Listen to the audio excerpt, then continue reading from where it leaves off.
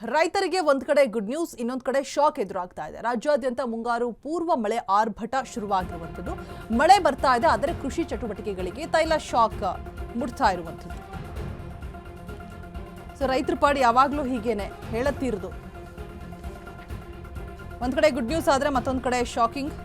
ರಾಜ್ಯಾದ್ಯಂತ ಮುಂಗಾರು ಪೂರ್ವ ಮಳೆ ಆರ್ಭಟ ಶುರುವಾಗ್ತಾ ಇರುವಂಥದ್ದು. ಮಳೆ ಬರ್ತಿದೆ, ಆದರೆ ಕೃಷಿ ಚಟುವಟಿಕೆಗೆ ತೈಲ ಶಾಕ್. ತೈಲ ಬೆಲೆ ಏರಿಕೆ, ಸಾಂಪ್ರದಾಯಿಕ ಕೃಷಿ ಪದ್ಧತಿಯತ್ತ ರೈತರು ಟ್ರ್ಯಾಕ್ಟರ್ ಬದಲಾಗಿ ಎತ್ತುಗಳ ಮೂಲಕ ಉಳುಮೆಗೆ ಪ್ಲಾನ್ ಮಾಡ್ತಾ ಇರುವಂಥದ್ದು.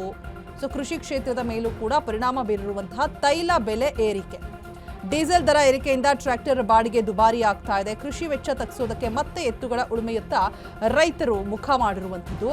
ರಾಜ್ಯದ ಹಲವು ಜಿಲ್ಲೆಗಳಲ್ಲಿ ರೈತರು ಸಾಂಪ್ರದಾಯಿಕ ಕೃಷಿಯತ್ತ ಮುಖ ಮಾಡಿದ್ದಾರೆ. ಟ್ರ್ಯಾಕ್ಟರ್ ಬದಲಿಗೆ ಎತ್ತುಗಳನ್ನು ಖರೀದಿಸಿ ಉಳುಮೆಗೆ ಪ್ಲಾನ್ ಮಾಡಿದ್ದಾರೆ. ಜಾನುವಾರು ಖರೀದಿಗೆ ಮುಗಿಬಿದ್ದಿರುವಂತಹ ರಾಜ್ಯದ ರೈತರು.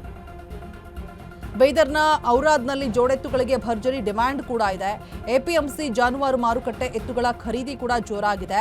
ರಾಜ್ಯದ ರೈತರಲ್ಲದೆ ತೆಲಂಗಾಣ, ಮಹಾರಾಷ್ಟ್ರ ರೈತರಿಂದ ಕೂಡ ವ್ಯಾಪಾರ ಆಗ್ತಾ ಇರುವಂಥದ್ದು. ಒಂದು ಕಡೆ ಖುಷಿ ವಿಚಾರ ಆದರೆ ಮತ್ತೊಂದು ಕಡೆ ಬೇಸರವನ್ನು ತರುವಂತಹ ಸಂಗತಿ. ಮಳೆ ಬರ್ತಾ ಇದೆ, ಆದರೆ ಕೃಷಿ ಚಟುವಟಿಕೆಗಳನ್ನು ಮಾಡಬೇಕು ಅಂತ ಹೇಳಿದ್ರೆ ತೈಲ ಬೆಲೆಯ ಏರಿಕೆ ಕೈ ಸುಡ್ತಾ ಇದೆ ಪಾಪ.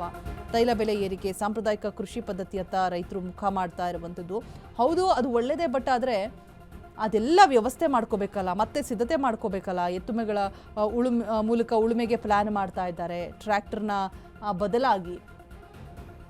ಅದೇನಷ್ಟು ಈಸಿ ಕೆಲಸ ಅಲ್ಲ. ಮತ್ತೆ ಹಳೆ ಒಂದು ಸಂಪ್ರದಾಯಕ್ಕೆ ಹೋಗಬೇಕು ಅಂತ ಹೇಳಿದ್ರೆ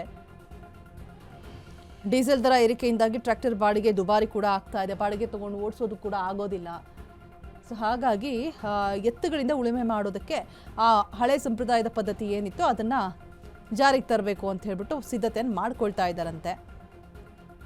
ಕೃಷಿ ವೆಚ್ಚ ತಗ್ಗಿಸೋದಕ್ಕೆ ಮತ್ತೆ ಎತ್ತುಗಳ ಉಳುಮೆಯತ್ತ ರೈತರು ಮುಖ ಮಾಡ್ತಾ ಇರುವಂಥದ್ದು. ರಾಜ್ಯದ ಹಲವು ಜಿಲ್ಲೆಗಳಲ್ಲಿ ರೈತರು ಈ ಒಂದು ಸಾಂಪ್ರದಾಯಿಕ ಕೃಷಿಯತ್ತ ಮುಖ ಮಾಡಿದ್ದಾರೆ.